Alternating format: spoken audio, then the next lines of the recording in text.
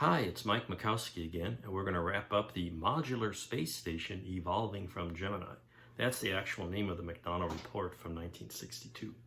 So this is going to be it. We wrapped it up. Wasn't much left, so let's take a look. There it is, and let's look at it a little bit better.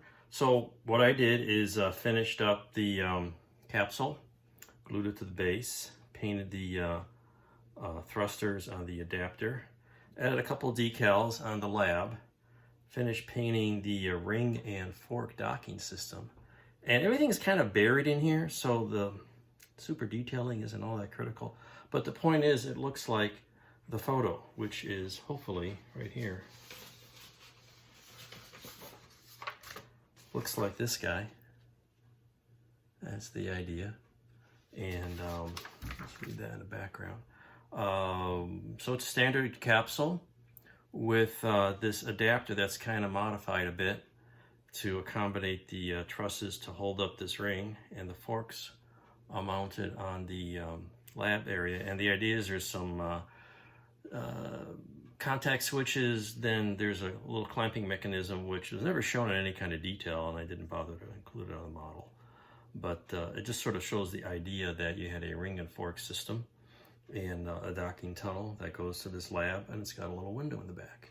And that's basically it. So it's basically done. Let's put it on this little base I made, and the way we're going to do that is it's much easier, I found, to put the pieces inside and then align it to the base. And ta-da! There it is. It is complete. And one more in the series of lost Gemini missions, as I call it. It's kind of have a semblance of the manned orbiting lab, because it didn't quite evolve into that, but it sort of was a genesis of the idea with the hatch heat shield, hatch in the heat shield, a lab behind it. Obviously MOL did not have a separate mission to launch this thing. It was all launched at the same time. But that was kind of the genesis of that idea. So there's another relatively straightforward build, other than all the little mechanisms in the middle, for a lost Gemini mission. And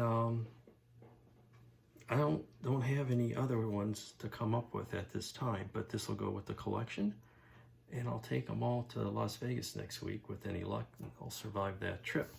The only other thing I've been working on, again, bonus material, is the 25 kilowatt power module.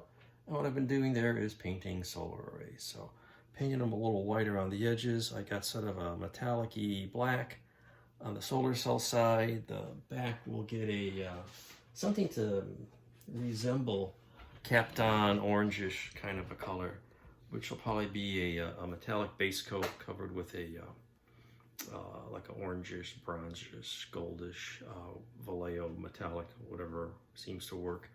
And that'll take care of that. So anyway, thanks for watching this series. We'll have some more on similar topics as they come up. Might be a while, because I don't have any space builds planned in the near future, and I'll be out of town for a few weeks or early fall. And so we'll see what we come up with. Anyway, thanks for tuning in, and have fun modeling out there. Take care.